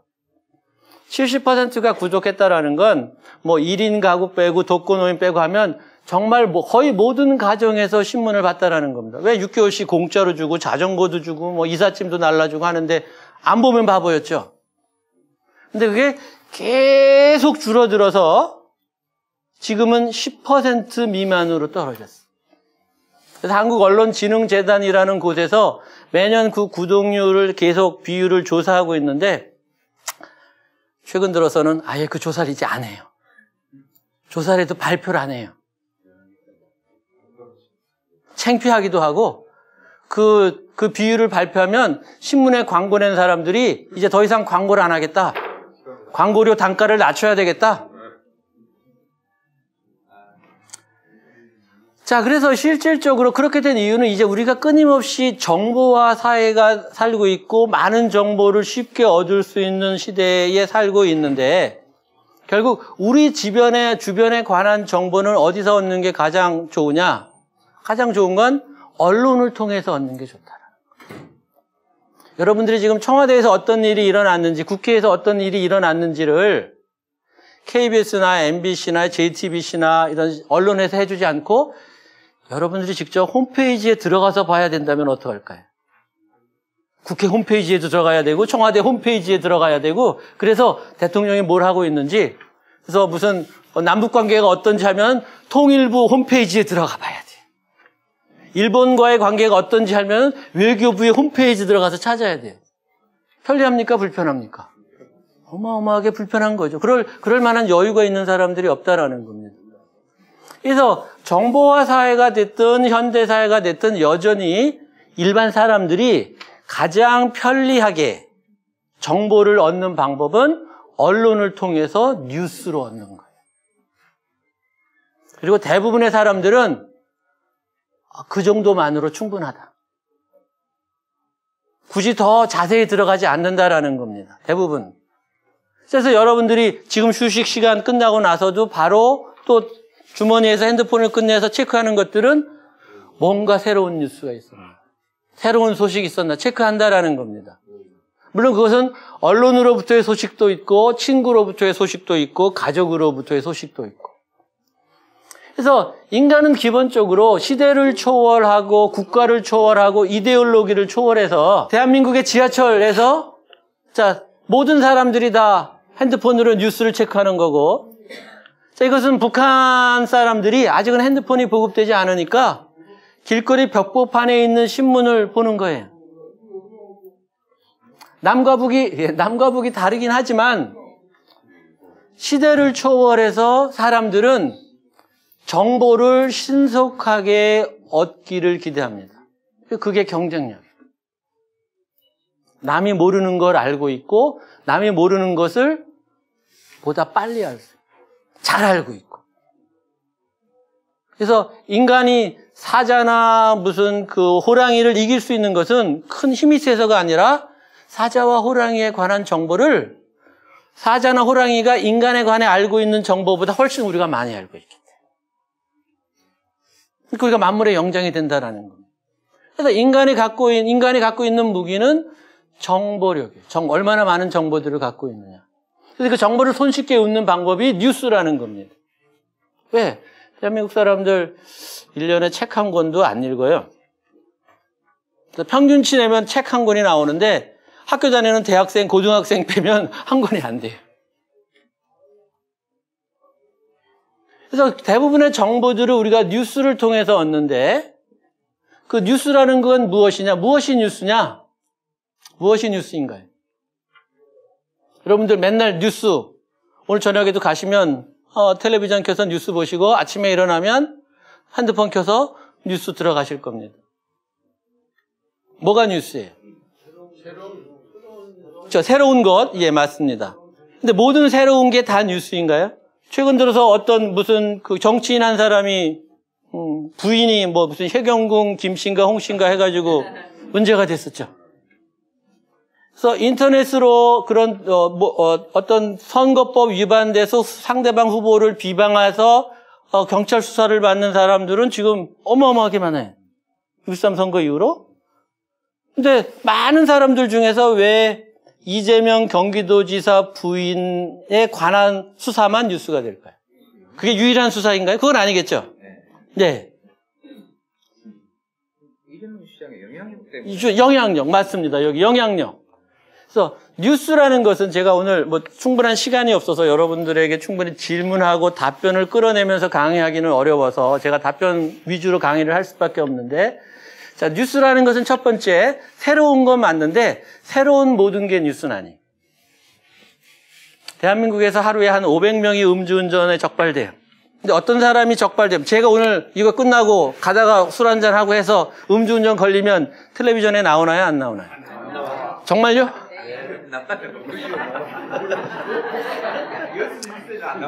국회의원이 하면요.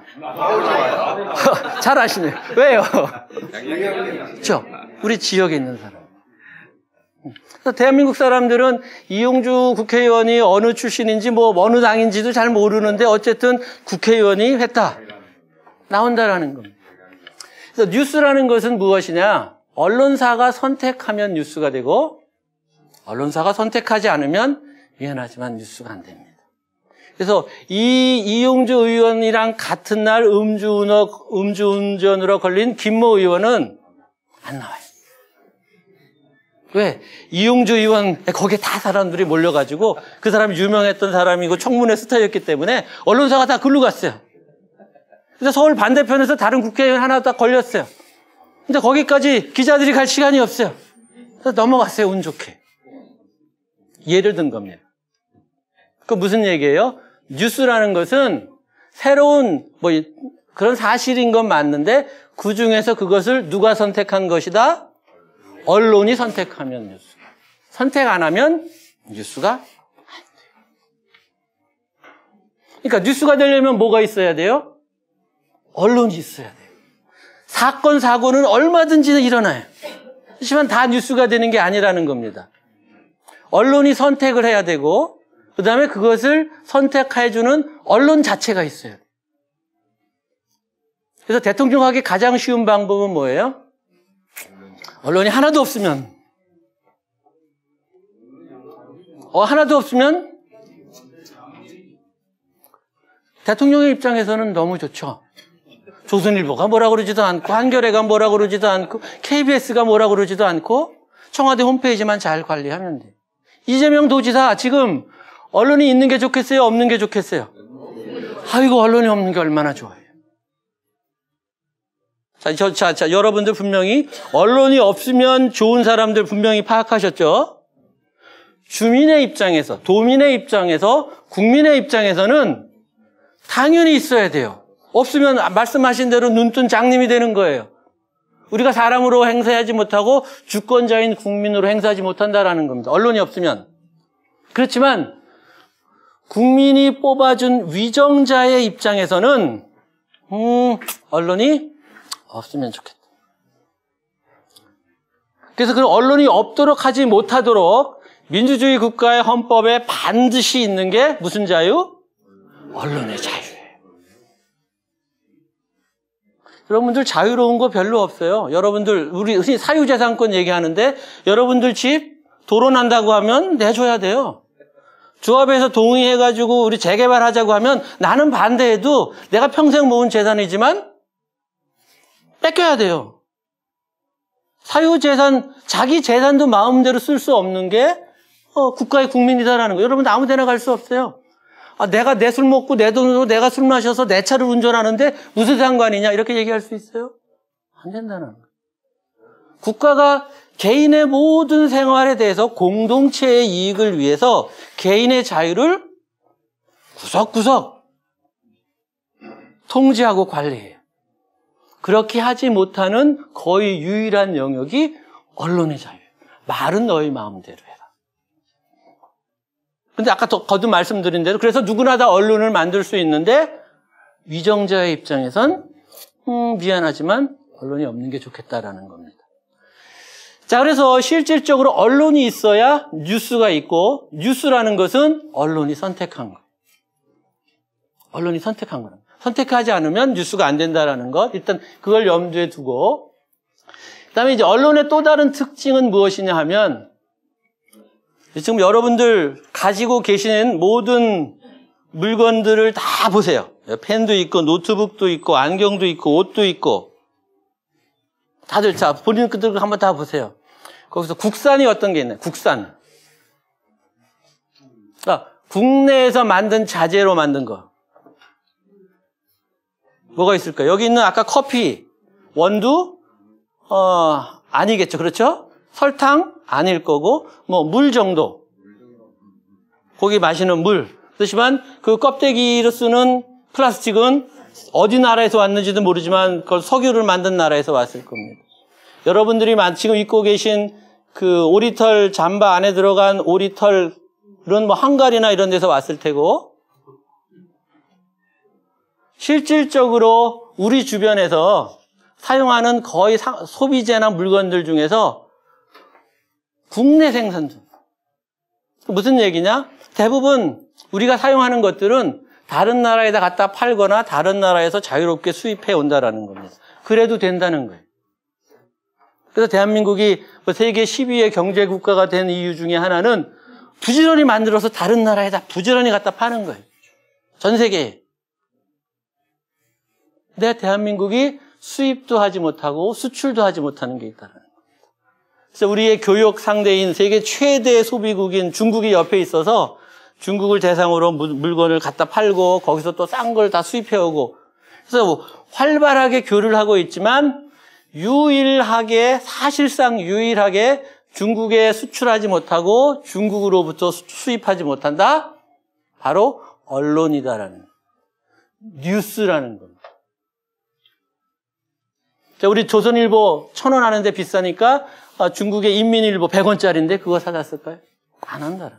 자, 그건 무슨 얘기냐면 언론이라는 것은 아까 제가 만드는 것이고 기업이고 그러면서 갖다 팔아야 되는데 시장이 제한되어 있다라는 겁니다. 그 나라에서 팔든지 그 지역에서밖에 못 팔아요. 그래서 조선일보가 지금 망해가고 있는 또 한겨레가 이렇게 망해가고 있는 이유는 국내에서 더 이상 사는 사람이 없으면 베트남이나 중국이나 미얀마나 해외 시장을 개척해야 되는데 근원적으로 해외 시장을 개척할 수가 없어요. 왜? 뉴스 상품이. 드라마나 쇼나 이렇다면은 방탄소년단이 전 세계를 다닐 수도 있고 무슨 송혜교나 이런 탤런트들이 나온 드라마 이런 것들을 전 세계에 수출할 수 있어요. 근데 미안하지만 뉴스는 아니라는 거예요. 뉴스가 들어있는 언론은 아니다라는 겁니다. 그래서 여러분들이 이용하는 언론사들 다 국산 언론사들이에요. 그리고 국산 뉴스라는 겁니다. 자, 실질적으로 그런데 이것이 이제 국가에만 이렇게 적용이 되느냐? 국가에만? 즉 무슨 얘기예요? 왜 우리가 국산 뉴스만 보나요? 그것이 우리가 중국에 관한 뉴스를 알 필요가 없기 때문인 거죠. 그래서 요즘 구글이 번역이 잘 돼서 외국 사이트에 들어가서 구글 번역 누르면 그 기사들이 다 번역이 돼서 나옵니다. 웬만해서 다 이해할 수 있어요. 그렇지만 그런 사람들은 없다라는 겁니다. 다 자국의 국산 뉴스들을 이용한다라는 거예요. 왜? 다른 나라의 뉴스는 필요에 따라서 중요한 게 한두 개 있을 수 있긴 있지만 일단 내 나라의 뉴스가 중요해요. 내 나라의 뉴스. 근데 이게 나라에만 적용되는 게 아니라 지역에도 적용된다. 여러분들에게 중요한 뉴스는 여수에 관한 뉴스지 광양이나 순천이나 광주에 관한 뉴스도 아니고 서울에 관한 뉴스도 아니다. 그래서 요즘 문재인 정부가 골치를 앓고 있고 제일 민감한 국내 뉴스 중에 하나가 부동산 가격이죠. 그럼 텔레비전을 틀면 부동산 가격, 어디 부동산 가격 얘기해 줍니까? 그렇죠. 서울, 강남. 대한민국의 0.1% 되는 사람들만이 사는 곳의 아파트 시세는 끊임없이 얘기해 줘요. 그렇죠? 또 여수에 여기 이쪽에 새로 개발된 아파트에 대해서는 다뤄주지 않죠. 그럼 여러분들이 알아야 할 부동산과 관련된 뉴스는 서울 강남구의 부동산에 관한 정보입니까? 여수시에 새로 개발되는 아파트나 이런 데 관한 정보입니까? 물어보나 마나죠, 그거는. 자기 지역 내에서 어떤 일이 일어나고 있는지 그것을 알려주는 정보가 다른 지역에서 일어나는 일에 대한 정보보다 훨씬 더 가치가 높다라는 겁니다. 그래서 아까 여기 말한 대로 우리가 다시 여기서 들어가면 아까 뉴스를 언론사가 선택한다고 했는데 이 선택하는 게 쉽지 않아요. 선택하는 게. 여러분들이 예를 들면 저희 집사람 같은 경우에 이제 마트에 따라가면 무슨 화장지를 하나 사려고 해도 이걸 살까 저걸 살까 가격을 따져보고 쿠폰을 따져보고 계산기를 두드리고 짜증이 나요. 곁에서 보는 사람은 쉽지 않다라는 겁니다. 선택이, 결정이 뭘 골라야 될지 자기에게 제일 중요한 게 뭔지를 골라야 되는데 여러분들 언론사를 생각해 보십시오. 일면 KBS의 기자가 한 500여 명 될 텐데 이 사람이 전날 오늘 아침부터 나가가지고 전국 각지 세계에서 계속 자기 일을 해야 되니까 뉴스거리를 만들어 와요. 그래서 예를 들면 500개가 왔어요. 9시 뉴스 할 때 몇 개 해요? 많아야 40개. 평균 한 1분 내지 1분 30초 정도를 하고 길어야 1시간 정도 하기 때문에 KBS에서 9시 뉴스 때 국민들에게, 시청자들에게 보여줄 수 있는 것은 10개 내지 15개. 500개 중에서 어떤 걸 골라야 돼? 신문사도 마찬가지고 모든 언론사들이 마찬가지라는 겁니다. 자, 그래서 전 세계 언론사들이 뉴스를 선택하는 기준을 만들었어요. 그때 적용하는 기준이 뭐냐? 뉴스 가치다.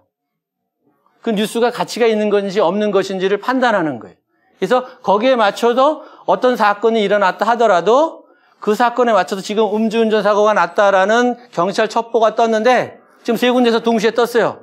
장호순 교수, 김모 국회의원, 이용주 국회의원 세 사람이 떴는데 누구한테 보내야 되지? 기자를? 판단해야 된다라는 겁니다. 자, 여러분들은 여수니까 이용주 국회의원들의 뉴스가 중요하겠죠. 그렇죠? 그러면 저의 학생들은 어떨까요? 저의 가족들은 어떨까요? 제가 음주운전한 게 이용주 의원의 음주운전한 것보다 훨씬 더 중요한 거예요. 왜냐? 그것은 영향력 때문이고 그 영향력과 비례하는 것이 무엇이냐? 근접성이라는 겁니다. 물리적으로 가깝거나 심리적으로 가까우면 그 사람들에 관한 뉴스에 대해서 훨씬 더 영향을 받는다. 자, 그래서 뉴스를 선택할 때 항상 그런 기준으로 한다라는 겁니다. 그러면 이제 답이 거의 뻔하게 나옵니다. 그러다 보니까 이게 지금 OECD 국가 26개국, 꼭 OECD는 아니고 이제 우리가 선진국이라고 할 수 있는 미국, 유럽, 선진국의 26개국을 대상으로 해서 신문 독자들을 대상으로 해서 어떤 뉴스가 관심이 제일 많으냐 물어본 거예요. 물어본 이유는 신문을 보는 사람들이 점점 줄어들고 있어요. 우리나라만 그런 게 아니라 전 세계적으로. 그래서 언론사들이 다 망해가고 있어요. 그래서 우리가 살아야 되는데 그러면 살 길은 무엇이냐? 사람들이 관심 많은 뉴스가 무엇인지. 관심 많은 뉴스가 무엇인지를 좀 더 정확하게 파악을 하자. 그래서 요즘은 그걸 파악하기가 쉬워요. 여러 가지 그 인터넷으로 쌍방향이 되기 때문에. 그래서 26개국을 비교해 봤더니 거의 한국만 유일하게 뚝 떨어져서 예외예요.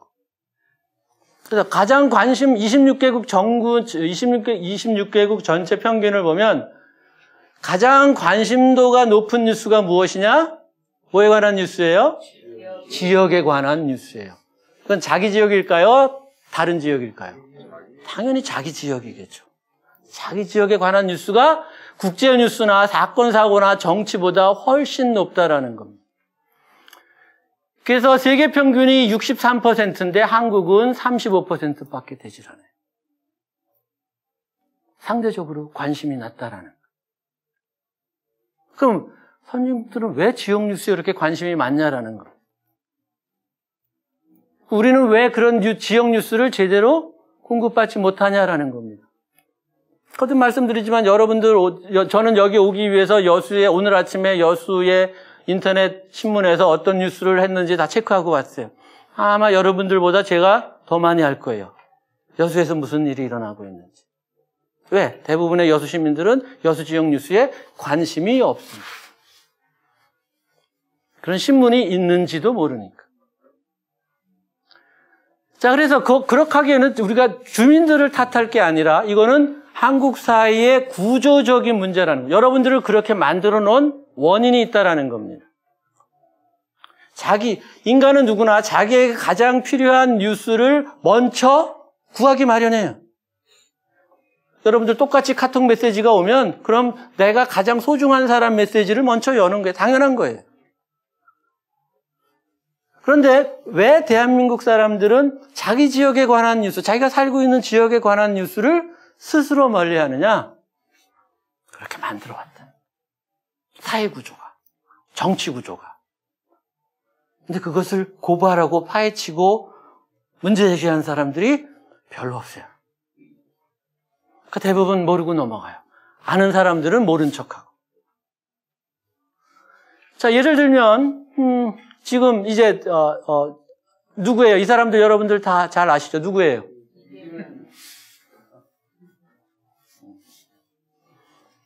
전남도지사는 누굽니까?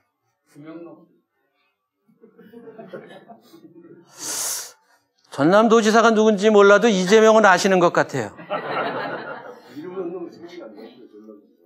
그렇죠. 전남도지사가 뭐 하는지는 잘 몰라요. 그렇지만 이재명이 뭐 하는지는 알죠.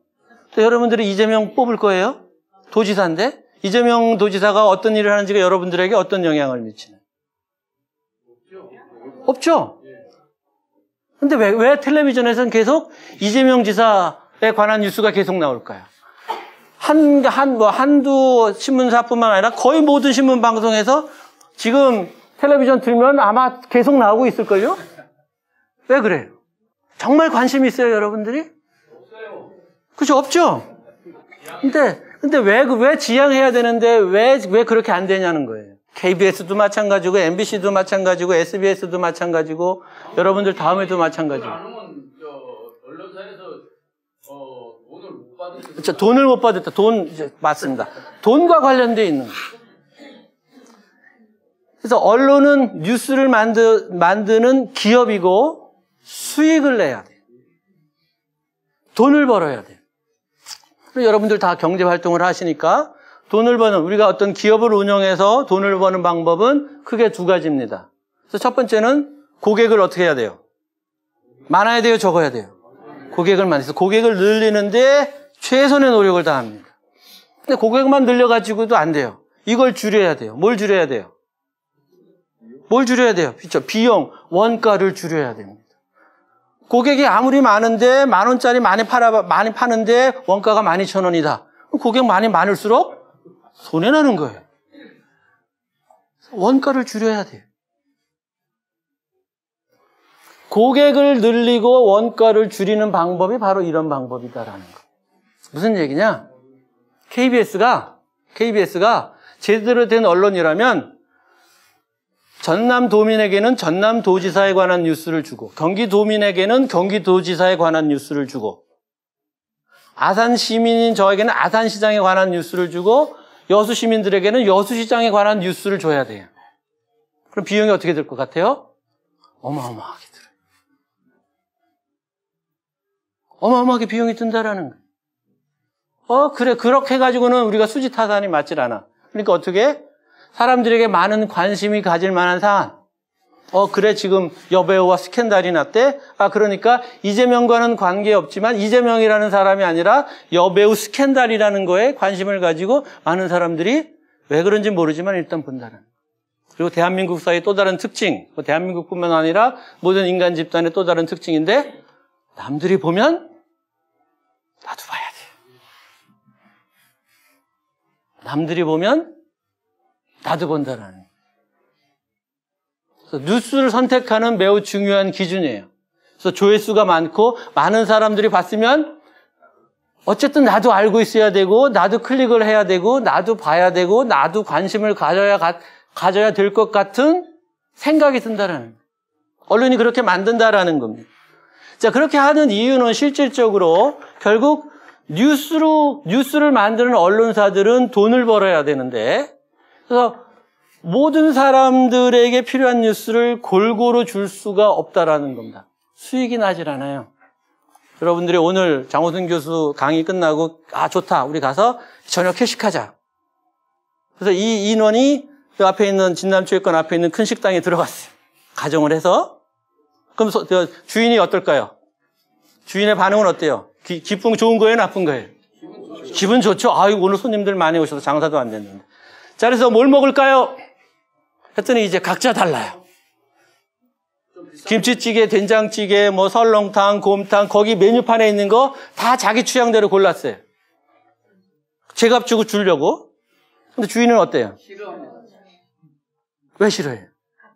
같은 시간에 많은 걸 만들어야 되는데 손이 많이 들어가고 하기 때문에 싫어할 것 같아요. 그렇죠. 자기 노동이 많이 투여되고 수익이 그만큼 덜 난다라는 거예요. 그래서 대한민국 사람들은 내가 먹고 싶은 게 있지만 싹 눈치를 봐서 다른 사람이 시키면 나도 하지만 대부분 사람들이 나랑 다른 걸 시키면 그냥 묻어가요. 그래서 스스로 손님들이 주인이 어떤 반응일지, 내 돈 내고 내가 먹으면서도 주인이 어떤 반응을 낼지를 알고 미리 통일해. 그리고 이상한 거 시키면 눈치를 팍 줘요. 내 돈 내고 내가 먹는데도 내가 먹고 싶은 걸 못 고른다라는 거예요. 자, 언론의 생리는 무엇이냐 하면 결국 모든 사람들이 동일한 뉴스 하나를 딱 보면 그게 제일 좋다는 거예요. 근데 각 지역마다 필요한 뉴스를 제공하려면 단체 손님 받은 주인처럼 단체 손님들이 각각 개인적인 메뉴를 시키면 짜증난다는 거예요. 수익이 안 된다는 거예요. 그래서 막 핑계를 대요. 재료가 없다는 등, 시간에 오래 걸린다는 등. 우리 언론이다라는 거죠. 자, 그래서 어떻게 하느냐? 자, 그 효율의 극대화, 비용의 극대화를 위해서 결국은 전 국민이 통일을 해라. 뉴스를. 그래서 이 과정에서 어쩔 수 없이 내 지역에서, 우리 전국 각지에서 자기 지역에서 어떤 일들이 일어나고 있는지 뉴스를 포기하게 만들어요. 여기는 그 또래는 없으실 것 같은데 요즘 사립유치원의 문제죠. 아마 여러분들 자녀는 아니고 손자, 손녀들의 문제일 거예요.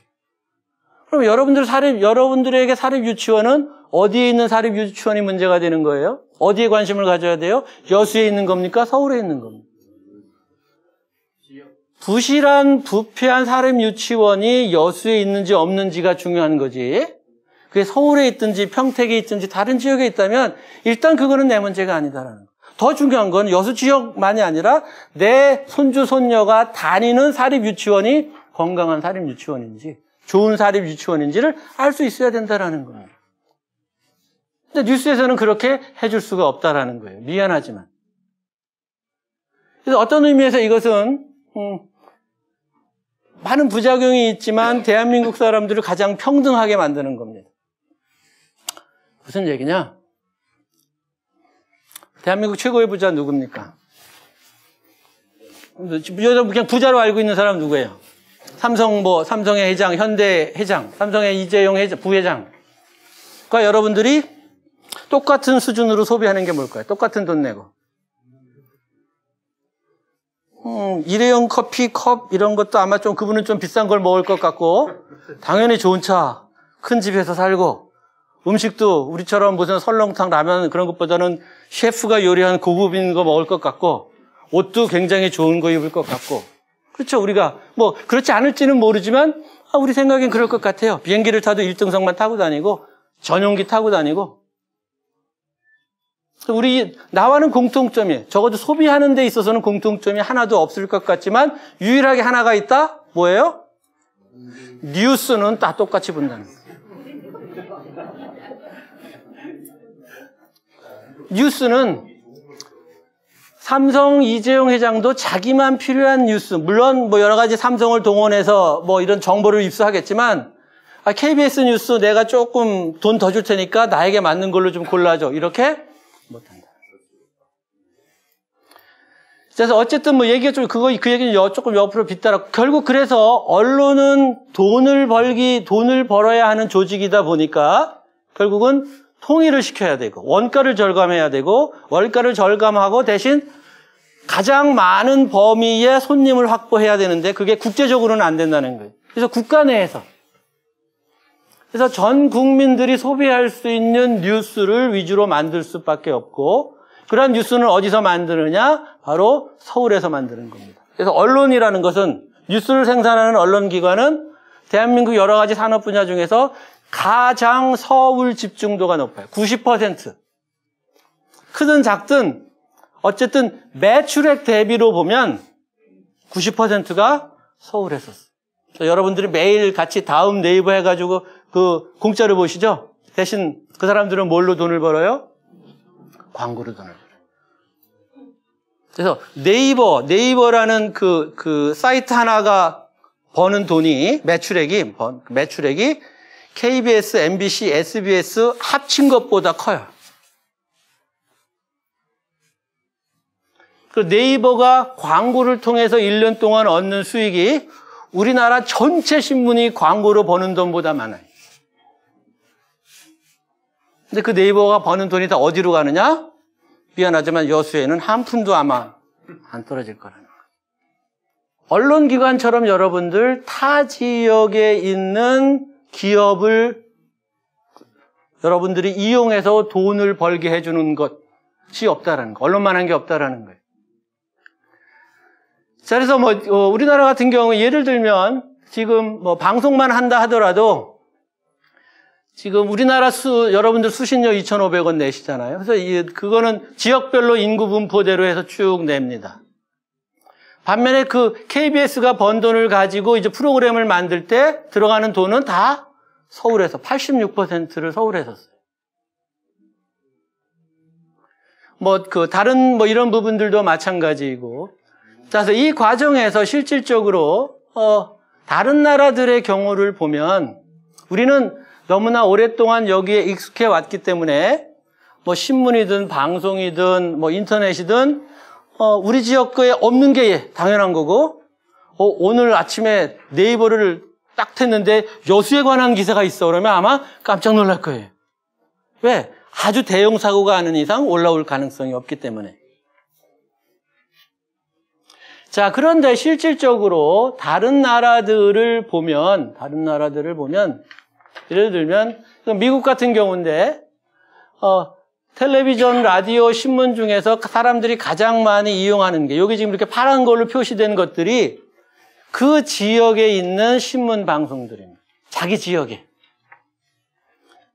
그래서 미국은 이게 미국 지도인데요. 이렇게 지역별로 쪼개져 있는 게 뭐냐면 방송 권역이에요. 그래서 이 지역마다 다 방송사가 있어요. 그래서 미국에서는 전국 우리 KBS나 MBC 같은 전국 방송은 없어요. 그래서 케이블 방송 정도만 있고 다른 나라들도 다 마찬가지고요. 미국만 그러느냐?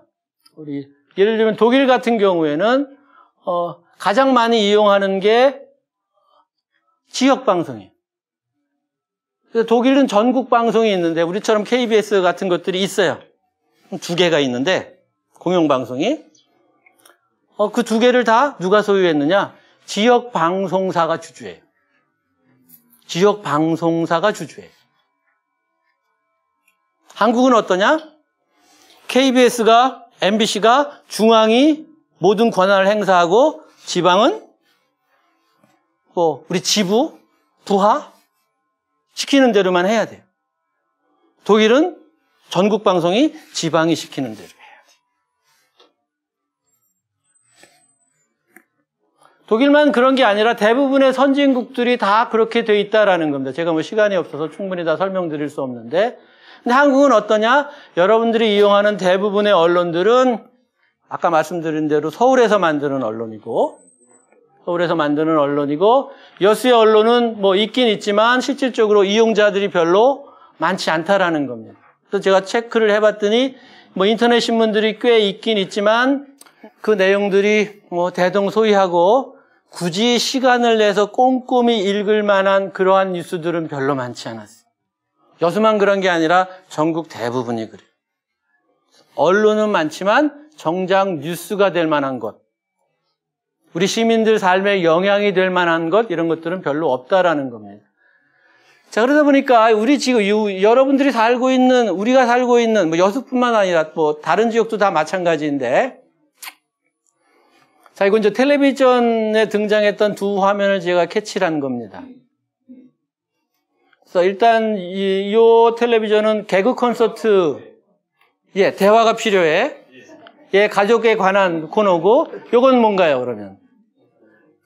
요거는 무슨 한참 아마 인기 있었던 응답하라나 이런 옛날 과거 복고 드라마 중에 한 편인 것 같아요. 자, 어떤 가정이 화목한 가정이고 제대로 된 가정인 것 같이 보이십니까? 여러분들 보기에는? 당연하겠죠. 오른쪽이죠. 이 가족의 특징은 뭐예요? 대화가? 그래서 그 얘기는 무슨 얘기예요? 대화가 많지 않다라는 거죠.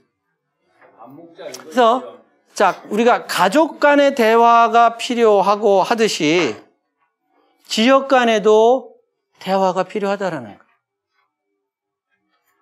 근데 지금 대부분의 지역에서 하는 대화는 어떤 대화냐? 여러분들이 아파트 101동 103도에 살고 계시는데 오늘 우리 가족들이 오늘 저녁에 가서 오늘 어떤 일이 있었는지 서로 얘기하는 게 아니라 우리 가족들이 모여가지고 다 옆집 얘기만 하는 거예요. 우리 집에서 어떤 일이 일어나는지는 몰라요. 저 집은 어떻고 저 집은 어떻고 저 집은 어떻고. 우리 뉴스가 그런 거라는 거죠. 여러분들 아까 여기 있는 여기에서 최근에 이용주 의원 사건 외에는 거의 뉴스, 여수에 관한 뉴스가 나오지 않았을 거라는 거예요. 이게 현실이다. 여수만 그런 게 아니라 거의 대부분 제가 살고 있는 충남 아산도 마찬가지라는 거예요. 정작 자기가 살고 있는 지역에서 어떤 일이 일어나고 있는지 알지도 못하고 서로 그러한 정보를 원활하게 교류하지 못하고 그래서 그 편리한 수단인 언론들을 이용하지 못한다라는 겁니다. 첫 번째 이유는 그런 언론들이 있긴 있지만 부실하다. 그래서 왜 부실하느냐? 과거 우리가 70년 동안 일제 식민지와 군사 독재를 거치면서 우리가 이제 언론이라는 게 대한민국에 도입됐습니다. 물론 그 전에 1800년대 후반에 이제 우리나라 최초의 신문이 등장하긴 했지만 이제 본격적으로 한민족이 언론이라는 것을 이용할 수 있었던 게 1920년대인데 자, 그 당시 여기 여러분들 뭐 교재에도 한번 보시면 일제 식민지 시대의 이제 언론을 보시면 이 패턴이 식민지 시절에만 있었던 게 아니라 군사 독재까지 이어집니다. 그래서 우리가 이제 여러 가지 식민지 잔재 청산, 친일 잔재 청산하는 이런 부분들이 있는데 아직 그런 친일 잔재가 공고하게 남아있는 것 중에 하나가 바로 대한민국의 언론 구조예요. 왜? 이 언론 구조가 언제 생긴 거냐? 일제 식민지 시절에 생겼고 군사 독재 시절에 그걸 그대로 차용해서 공고하게 했고 민주화가 됐지만 미안하지만 이미 식민지와 군사 독재를 거치면서 한국의 문화와 전통으로 자리 잡았기 때문에 일본에서도 하지 않는 짓들을 이제 한국에서 하는 이런 양상이 됐습니다. 자, 요게 일제시대 1930년대 29년하고 39년 두 차례에 걸쳐서 신문 발행 부수에 관한 통계 자료입니다. 그래서 아주 상세하게 몇 부까지 신문이 발행되었는지가 여기 기록되어 있는데 그 이유는 그 당시 일제 식민지 시절에 신문을 읽으려면 파출소에 신고를 해야 됐지. 감시를 해서. 그래서 그 몇 부가 발행되는지 누가 신문을 보는지 다 알고 있었고요. 그래서 보면 그 당시에 전국 각지에서 신문이 발행됐습니다. 어떤 신문들이? 여기 일문으로 된 신문들, 일본 글씨로 된 신문들, 일본 문장으로 일어로 된 신문들, 국문 한글로 된 신문들은 어디에서만 발행이 됐어요? 지방에는 없고 경성 어디입니까? 서울에서만. 그래서 일제시대 때 조선인 인구가 2천만 명이고 제한 일본인들 한반도로 건너와서 이제 기회를 잡고 부를 얻고자 온 사람들이 약 한 20만 명 내지 30만 명까지 됐대요. 그럼 1.5% 인구에 1.5%밖에 안 되는 사람들은 전국 각지에서 자기네들이 필요한 신문을 만들었어요. 근데 한국 사람들은, 조선 사람들은 어디서만 신문을 발행해요? 서울에서만. 그리고 숫자가 어느 게 더 많아요? 일본어 신문이 많나요? 한국 신문이 많나요? 일본어 신문이 훨씬 많아요. 왜? 조선 총독부 일본 사람들은 믿을 수 있지만 한국 사람들은 믿을 수 없다. 그래서 신문의 숫자를 줄인 거예요. 뉴스를 생산할 수 있는 그런 언론사 숫자를 줄인 겁니다. 자, 그러다가 실제로 이제 해방이 되면서 1950년대 되면서는 전국 각지에서 신문을 발행했어요. 왜 가능했냐? 이때 일본 사람들이 신문을 전국 각지에서 발행을 했는데 갑작스럽게 이제 8.15 해방이 되면서 불이 나게 이제 본국으로 돌아가야 됐는데 다른 재산은 가져가도 신문 인쇄하는 윤전기나 인쇄기는 너무 무거워서 가져가질 못했어요. 그래서 우리가 말한 적산 재산으로 남았어요. 그래서 그걸 이용을 해서 해방 후에 신문을 만들기 시작하면서 전국 각지에서 신문이 만들어졌어요. 그렇지만 이제 언론 군사 독재가 되면서 이제 양상이 달라집니다. 다시 신문의 숫자를 줄여요. 자기네들이 관리할 수 있을 만한 정도. 그래서 우리가 흔히 말하는 언론 통폐합을 하면서 신문의 숫자를 크게 줄이게 되고, 그래서 이 과정에서 언론 자유가 제대로 보장되지 않았기 때문에 결국 우리가 6.29 선언 했을 때 가장 중요하게 요구했던 것 중에 하나가 바로 언론 자유를 달라는 거였다라는 겁니다. 그럼에도 불구하고 실질적으로 지역의 언론이 없는 주된 이유는 민주화가 됐지만 지방에는 언론이 없었으면 좋겠다. 지방에 있는 언론은 중앙에서 통제하면 좋겠다. 여당이든 야당이든 보수든 진보든 차이가 없다라는 거예요.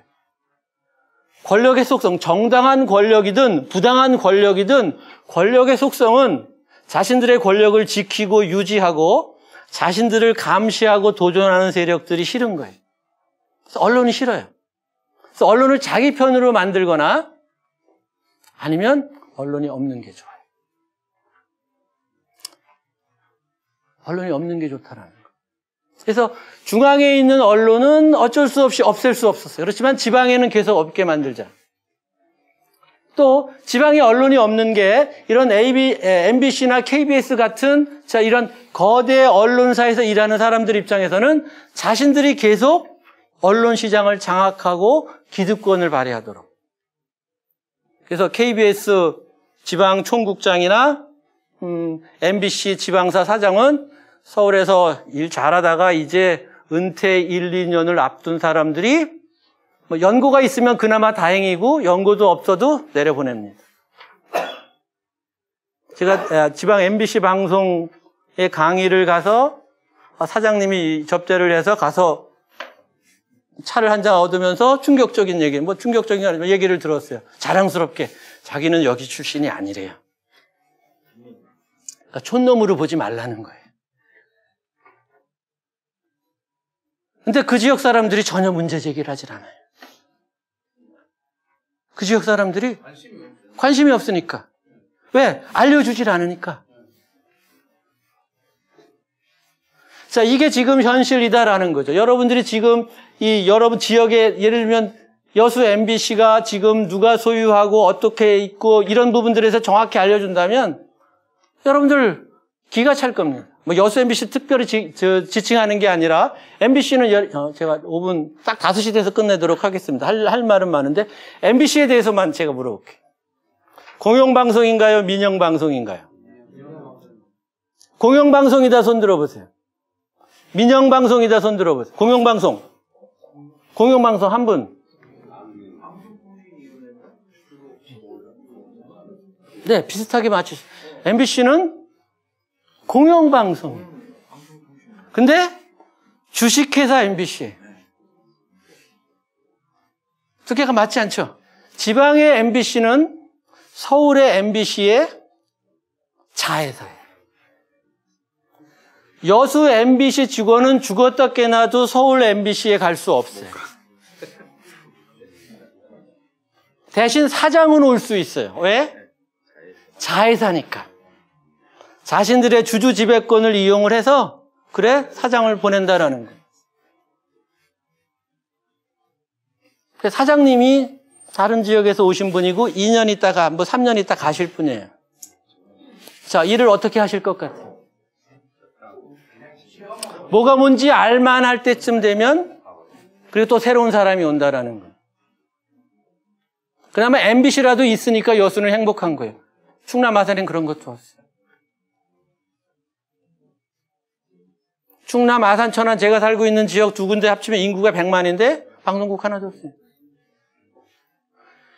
자, 그렇게 된 이유는 아까 제가 말씀드린 대로 위정자들은 권력을 잡은 사람들은 정당하게 권력을 잡았든 부당하게 권력을 잡았든 자신들의 비판 감시 세력을 약화시켜야 되고 그렇게 하려면 언론이 자유가 보장이 돼서 언론이 활성화되는 걸 원치 않는 거예요. 그래서 엄청나게 많은 대선 후보들이 지방 분권, 지역 균형 발전하지만 언론의 분권, 언론의 균형 발전 얘기는 하나도 없습니다. 그리고 그걸 언론들이 문제 삼지 않아요. 왜? 자기네들이 지금 중앙에서 다 장악하고 있는데 그걸 문제 삼으면 지방에 쪼개줘야 되니까. 그래서 거대한 음모가, 뭐 음모까지는 아니지만 기득권자들이 갖고 있는 타협안이 있는 겁니다. 그래서 지역 분권, 지방자치, 뭐 주민자치 등등등 해야 되지만 언론은 부실하게 내버려 두자. 여수시장님도 마찬가지일 겁니다.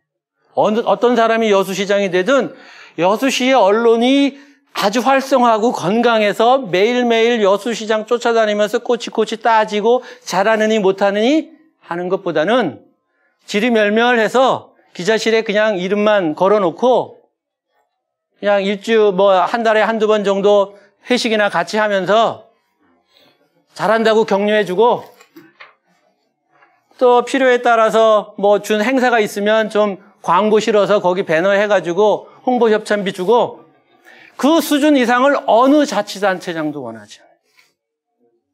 자, 그럼 보세요. 자치단체장도 원하지 않아요. 중앙에 있는 집권자들도 원하지 않아요. 중앙에 있는 언론도 원하지 않아요. 지역에 있는 언론은 너무 비실비실하고 힘이 없어서 그런 기능이 없어요. 지역 주민들은 그런 사실을 모르고 있어요. 이게 현실이다라는 겁니다. 그래서 지방자치, 지방분권 끊임없이 얘기하지만 정말로 자치와 분권이 되려면 지역의 언론이 있어야 돼요. 지역의 언론이 있긴 있지만 제대로 된 언론이 있어야 된다라는 겁니다. 대한민국이 KBS나 조선일보나 한겨레 같은 신문이 없다면 나라가 잘 안 돌아갈 것이라고 누구나 다 얘기할 수 있어요. 그럼 지역에 그런 언론이 없는데 지역이 잘 돌아갈 리가 없다라는 겁니다. 그래서 지금 이 수준은 유지할 수 있을지 몰라도 그 이상의 수준은 요구할 수 없어요. 근데 마지막으로 더 하나 중요한 것, 여러분들의 이익을 대변해 줄 수 있는 집단이 없어요. 여수 엑스포가 끝나고 엑스포장 지금 늘 지나다니면서 어마어마한 시설이 지금 놀고 있는 거죠. 누가 봐도 한심한 짓이고 처음에 했을 때 공약과 어긋나는 거예요. 그래서 그 여수 시민들이 이런 것들을 우리 지역을 위해서 쓰게 해달라고 요구를 해야 되는데 그걸 누가 해줘요? 순천의 언론이 해줄까요? 순천은 그 순천만 개발하는 데 바빠요. 광양이 해줄까요? 광주가 해줄까요? 여수 사람들의 언론인 여수가 해줘야 된다는 겁니다. 없어요.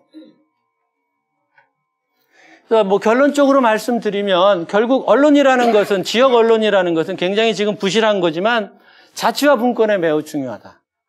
그래서 누구도 관심을 갖지 않지만 정말 우리가 이런 학교라는 것을 통해서 지역 주민들이 언론에 대해서 관심을 가질 때 우리가 좀 시간이 간다 하더라도 결국은 우리가 자치분권의 틀 속에서 완성이 되리라고 생각을 합니다. 제가 끝부분은 좀 시간이 없어서 다 말씀 못 드렸는데 그냥 교재로 참고하시면 되겠습니다. 자, 이것으로 제 강의를 마치도록 하겠습니다. 감사합니다.